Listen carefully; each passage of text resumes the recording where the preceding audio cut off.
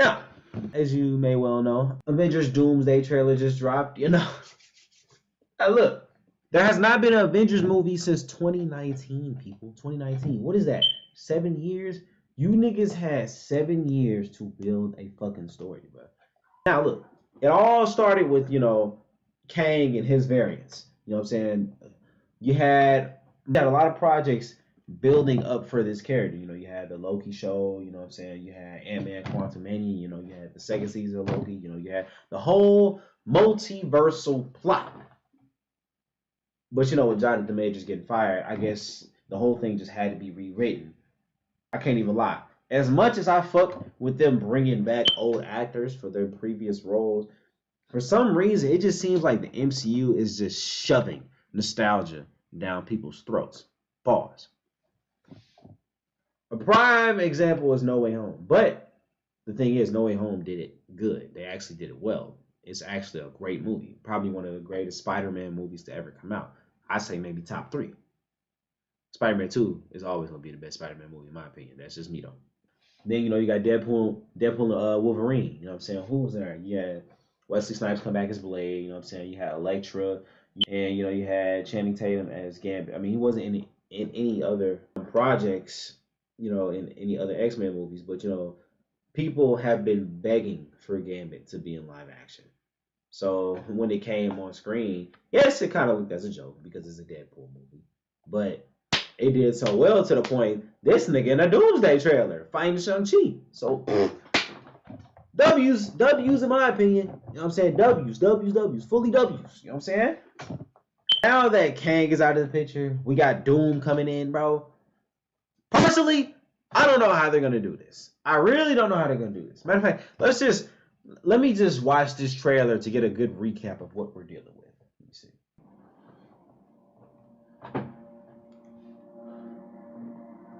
Got the school for the X-Men. Something's coming. Got Professor X. We may not be able to deter.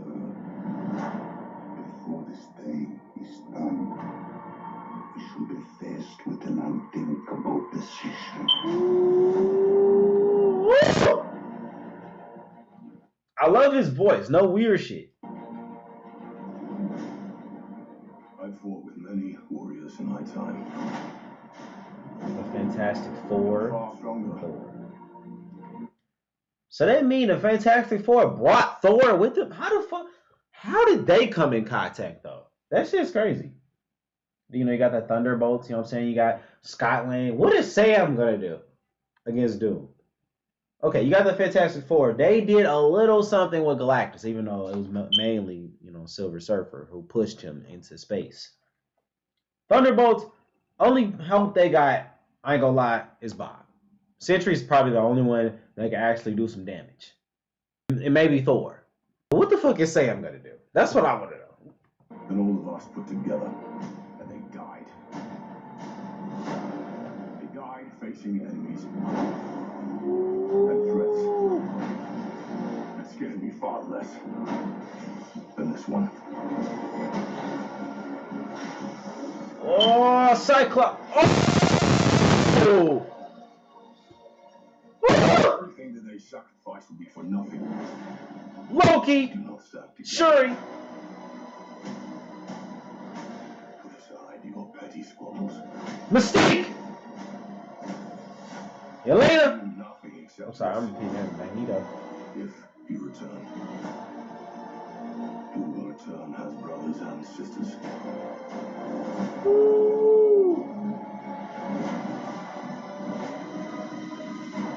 You mark my words.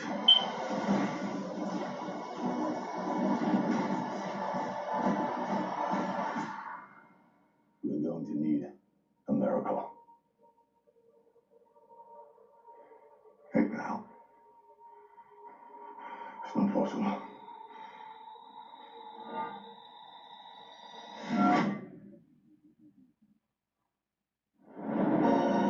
Oh my god! Genuine question though. What the hell is Captain America gonna do against Doom? Genuine question. I really do wonder. Oh man. Oh my god. I'm really hyped though. I'm really hyped. Now look at our team. We already seen it from the leaks. You know what I'm saying? We got the Fantastic Four. We got Shuri. We got M'Baku. You know what I'm saying? We got the whole Thunderbolts team. We got Thor. We got Scott Lang, aka Ant-Man. Then we got Sam Wilson / Captain America. Then we got Steve coming back / Captain America as well. Then we got Namor and his people. Then we got Mystique. We got practically most of the X-Men. We got Professor X, we got Magneto, and we have Cyclops, which is a character people have been begging for since the last 20 years. We're gonna ignore his little terrible death in Last Stand. Well, I'm not even gonna talk about that. That nigga had what 5 to 6 minutes of screen time in that movie. He got obliterated by Jean that damn quick. I mean, yeah, she was the Phoenix, but still, a sad excuse for one of the most powerful X-Men. Ain't he the leader? And he got clipped off that damn quick. Boy. I really don't know how to go defeat Doom, man.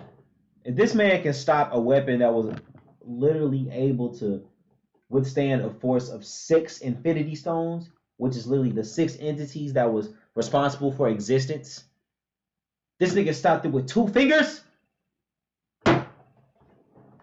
They cooked, man. They cooked. I don't know. I really don't know how to go do it. They're cooked. I mean, I got faith, but at the same time, oh, they're fucked. Cast your prayers, chat. Cast your prayers. Cast your prayers, nigga. I'm sorry. Okay. Here's my theory. We've seen how powerful Doom is. For some reason, in my opinion, I do feel like since Kang is out of the picture, the only thing that makes sense for this story to go forward is that Doom obliterated every fucking variant of Kang, and now it shows just how truly powerful he is. Over the time of the MCU for the past few years, there's been a build-up that Kang is just this unstoppable creature. But now that, the whole storyline is out of the picture because of, the actor situation, and Doom is now in the frame, it just makes sense for him to obliterate every version of Kang and him somehow absorbing power from every variant or receiving power from Franklin Richards himself. That could be the valid point behind the whole post-credit scene in Fantastic Four. I mean, I feel like it makes sense. No, that's the only thing that feels like it. That's the only thing that sounds like it makes sense. You know what I'm saying? Shit. Fuck a nigga.